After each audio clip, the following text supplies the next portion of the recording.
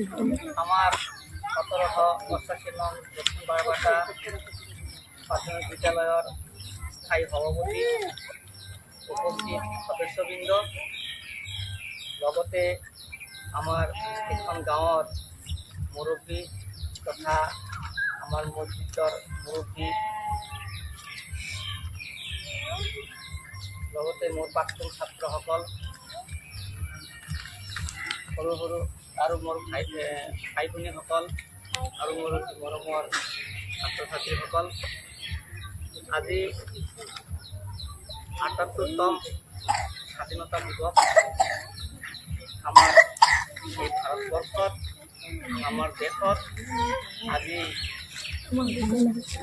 এটা উত্তোলন কাৰ্যসূচী চলি আছে। সেয়েহে এবছৰ ধৰে এইবাৰো আমি এই ১৫ আগষ্ট স্বাধীনতা দিৱসৰ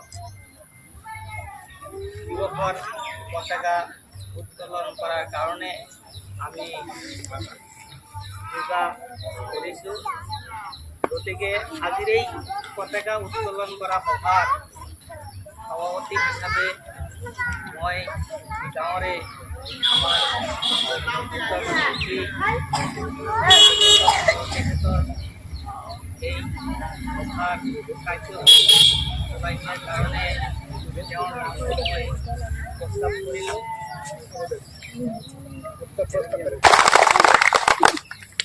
লগতে স্থায়ী সভাৰ সভাপতিৰ লগত সহযোগিতা আগবঢ়াই উত্তোলন কৰাৰ কাৰণে মই দুজনকে আমন্ত্ৰণ জনাইছোঁ। তেখেতে দুজন একলগ হৈ আমাৰ পতাকা কিন্তু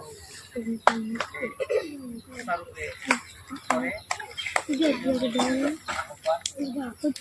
মই পতাকা উত্তোলন কৰাৰ কাৰণে আহ্বান জনালোঁ। তেখেতে আহি দুজনে একেলগে যাই আমাৰ পতাকা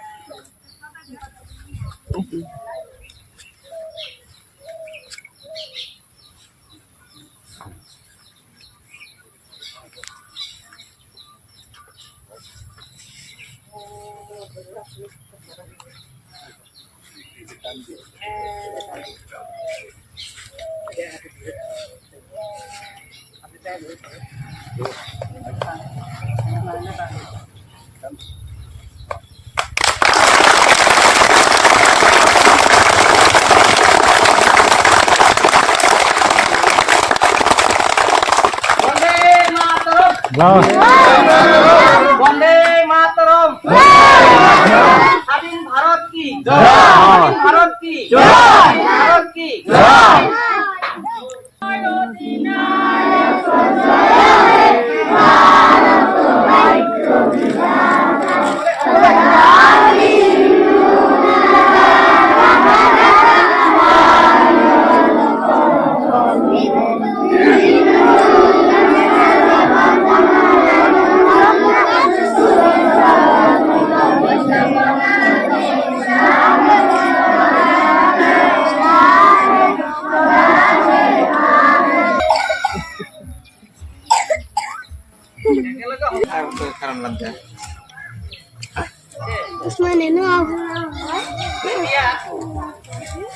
এতিয়া আমাৰ কাৰ্যসূচী মতে আছে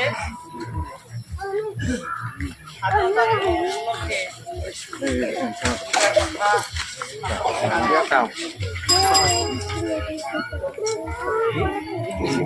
উপলক্ষে দেখাৰ বেআইনী শাসনৰ বিৰুদ্ধে লাহে লাহে ভাৰতবৰ্ষৰ জনসাধাৰণে হয় আন্দোলন কৰে। যাৰ ফলত ইংৰাজসকলে আমাৰ ভাৰতৰ আমাৰ অসমৰ বিভিন্ন ঠাইত যিবিলাক মানুহে নেতৃত্ব হৈছিল সেইসকল মানুহক তেখেতে জেলত ভৰাই কাৰাদণ্ড দিছিল।